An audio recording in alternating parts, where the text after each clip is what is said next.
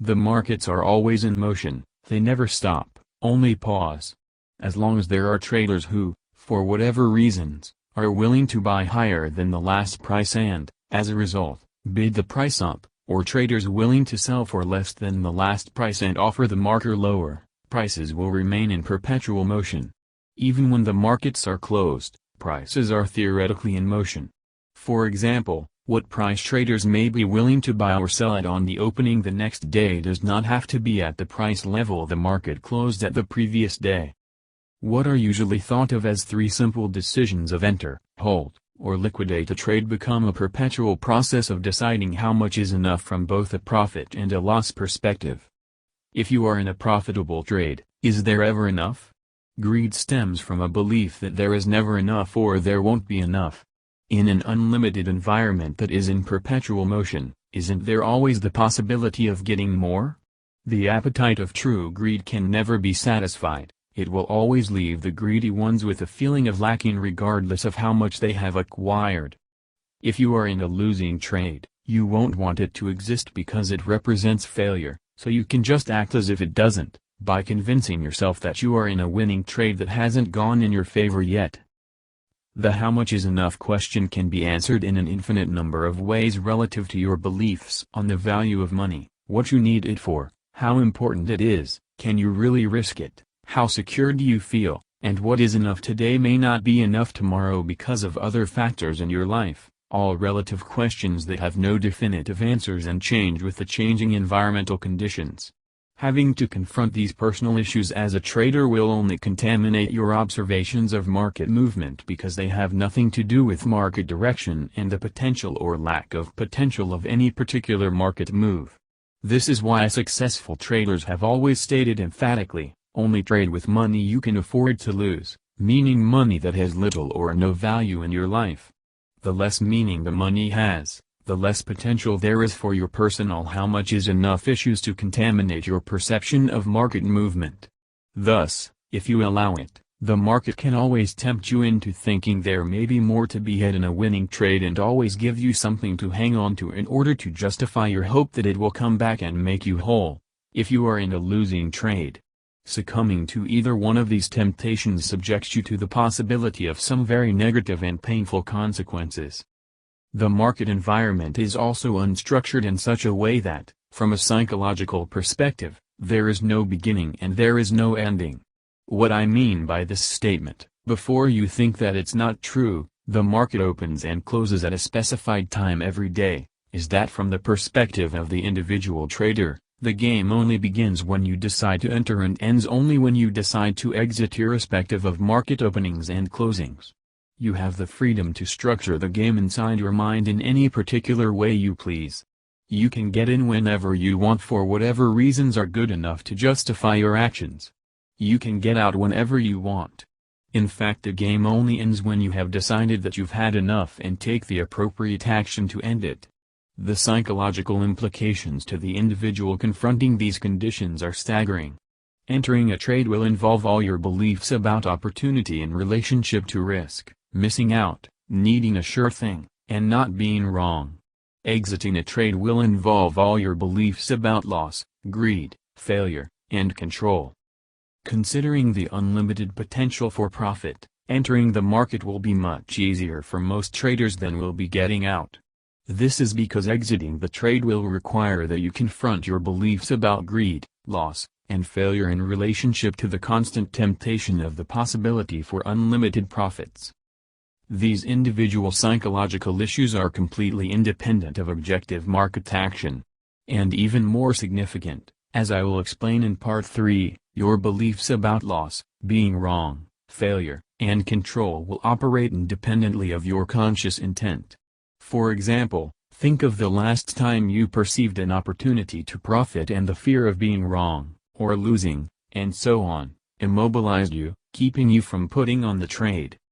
To the extent that these issues exist as a component of your mental environment, they will determine the effect they have on your perception of market activity, the decisions you make, and your ability to act on what you decide. However, One of the most significant and potentially damaging factors related to this no beginning and no ending characteristic of the market environment is that it allows you to be a passive loser. The best way to illustrate this concept is to compare the markets with any form of gambling games. For example, with blackjack, horse racing, or craps, the player has to make a conscious choice to play and decide before the event exactly how much he will wager. The event begins and ends according to the rules of the game, and the risk of loss is limited to the size of the wager. Each new event is a fresh start, where the odds of winning may be determined by mathematical probabilities, and the rules of the game automatically take the player out after each event. When the game ends, the player knows exactly what the outcome is and then must make a conscious decision to participate again. Therefore, the structure of the game forces the player to be an active loser. To subject himself to the possibility of losing any more money than he has already lost requires that he place a wager for a specified amount. He has to actively participate to lose and do nothing to stop losing. Obviously, if the player does nothing, he will not be subjecting his assets to the possibility of loss. If the player is losing consistently, he will need to confront his beliefs about loss and failure to quit playing altogether. This could be difficult because he can always rationalize that, based on the odds, he is bound to win eventually and that he can always quit after the next game. But he does not need his own mental structure to end any particular game because it's automatic. This is very much different from the market environment where you can be a passive loser. Once you put on a trade, you have to actively participate to end your losses. You don't need to do anything to continue to lose, and the market could go against your position indefinitely. If for any reason you choose not to act or can't act, you could lose everything you own and more. Depending on the size of your position and the volatility of the market, this could happen very quickly. The only way out is to confront your personal issues about greed, loss, and failure. What specific issues or combination of them come into play in each trade will depend on whether you are in a winning or losing position. Since all of us seem instinctively to avoid confronting any issue that could cause pain, such as getting out of a winning trade too soon or having to admit we were wrong to get out of a loser, the easiest way out of a situation like this is to convince ourselves, indulge ourselves in the illusion, we are in a winning trade that will never end, or gather all the evidence possible to suggest that we really aren't in a losing trade. Therefore, in neither case we will have no reason to confront the forces inside of us that keep us from objectively perceiving what the market is telling us about the possibilities and potential for profit in any given moment. The markets make it extremely easy for you not to have to confront these very tough psychological issues. For example, if you focus your attention on price movement at the tick-by-tick level, the market can graphically display billions of combinations of behavior characteristics and price patterns to get from one point to the next. It is very easy to use this type of information to support any belief, rationalization, justification, distortion, or illusion you need to want to have about where it is going in the future. Most traders will attempt to simplify price movement by thinking the price can only do three things: go up, go down, or stay basically the same.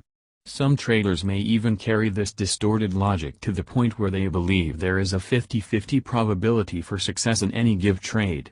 This of course couldn't be further from the truth. For example, let's say that prices stayed within a 10-tick trading range for an entire trading session. If you take into account each tick, how many price patterns is it possible for the market to display going from the top to bottom of the range and then back again? I'm not a statistician, but I'm sure it's at least millions.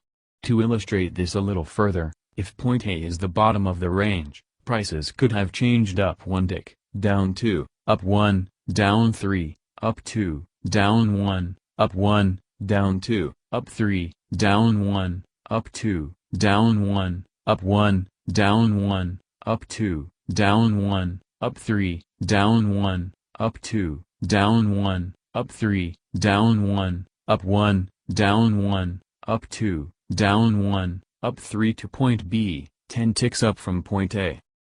This is obviously a very shortened version of the way prices usually move, but it does represent one pattern out of millions of possible pattern combinations, and each pattern you identify can repeat itself at some point in the future. If you are a buyer at point A, what are the odds the price will stay above your entry point? What are the odds that the price will be above or significantly above your entry point tomorrow or the next day without having gone below your entry point first, by 2 ticks, 5 ticks, or 10 ticks, before it goes back up again above your entry point? Once prices go below your entry point, what are the odds they never go above your entry point? What are the odds they never go below? To answer these questions, you would have to know a great deal about the consistency of the market and its potential to behave in certain ways. In any case, relative to most traders' emotional disposition to deal with this kind of movement and within the context that most people think of as 50-50 odds, it definitely doesn't apply in the markets. To illustrate another point, if you got short halfway between points A and B, which ticks would you have the tendency to place greater weight on in terms of market information? The down ticks naturally. They confirm what you believe, and the up ticks don't, yet each in relationship to one another can tell you something about the consistency of the market and its potential to move in any given direction. How can you begin to assess that potential accurately if you place a greater significance specifically on the information that confirms what you want or believe? In effect, you would be using the information to suit your hopes, dreams, wishes, and desires instead of perceiving it in a manner to assess the market's actual potential to do any of the foregoing. Thus, what you have in the market environment is a deadly combination of the market forcing you to confront difficult personal issues to survive, an event that produces information in a wide variety of forms that can be used to support any illusion, distortion, or expectation, therefore, making it easy to avoid confronting these potentially painful issues. Furthermore, the event continues on until you come to terms with whatever is inside of you to end it. Unless your brokerage firm liquidates your position, you are the only one who can make it stop. Among many other factors, to become a consistently successful trader, your objective has to be to learn how to let the market tell you what it may do next and how much is enough. This is extremely difficult when you consider there is absolutely no relationship between what the market may do next and your personal belief system on what it means to lose, what it means to be wrong, greed, fear founded in the belief there will never be enough, and revenge. I can anticipate a lot of readers saying to themselves, I can understand the loss, being wrong, and greed issues, but where does revenge come into this? This can best be illustrated by going back to the gambling game example. In a gambling game you can only lose what you decide to risk. You bet the money and it's difficult not to accept the responsibility for any losses. As a trader, however, you could easily lose far more than you intended to risk, based on your inability to perceive the possible or your inability to execute a trade to get out of your position, or a combination of both. You may have been willing to take responsibility for what you originally intended to risk on a trade, although most traders are not willing to take this responsibility, which I will demonstrate further on. However, it might not be so easy to take responsibility for losing more than what you intended to risk. This is where the revenge factor comes into play. If you don't take responsibility for what you lost, then who or what can you blame? The markets, of course. The markets took your money. If the markets took from you more than you originally intended to risk, then you will likely feel compelled to get it back. For example, is a 10-tick profit enough in the trade you are currently in if you lost 20 in the last trade? The market may be giving the objective observer a very clear indication that where the price is now is all that is left in the move and the highest probability for success is to take profits now. If you lost 20 ticks in the last trade and you only intended to risk 5 and the market is now offering you 10, are you going to take it? If you believe in getting back, 10 won't be enough regardless of what the market is doing or telling you. You will need at least 15 and preferably 20 to make you whole. Your last trade obviously has nothing to do with the potential that exists in the market at any given moment. When you feel compelled to get back, it puts you in an adversary relationship with the market. The market becomes your opponent, it is you against it, instead of being in harmony with it. The market can't take anything away from you that you don't allow. If you lost money or lost more than you intended to risk, you gave your money to other traders. Ultimately, however, revenge creates an adversary relationship with yourself. If you're the one who gives your money to the market, You are also the one who gives yourself money out of the market. If you are angry with yourself for letting the last trade get so out of hand, whatever the market is offering you now in terms of an opportunity won't be enough. From a psychological perspective, you won't take the opportunity for a profit or otherwise because you haven't accepted the last trade as being alright. In effect, you will be denying yourself the current or next opportunity to punish yourself for the past mistake. In reality, you can't get back at the market, and a belief in revenge only allows you to get back at yourself. There is a direct correlation between your ability to let the market tell you what it is likely to do next and the degree to which you have released yourself from the negative effects of any beliefs about losing, being wrong, and revenge on the markets. Not being aware of this relationship, most traders will continue to observe the market from a contaminated perspective until they either make the association through trial and error or become aware of this relationship through a book such as this. In any case, by the time those who figure it out do so, they have usually subjected themselves to so much psychological damage that it adds a much more difficult dimension to the process of becoming successful. This is the principal reason why this book had to address the areas of personal transformation in such depth. You need to know if there is any damage, how to identify it, and most important, how to release yourself from it.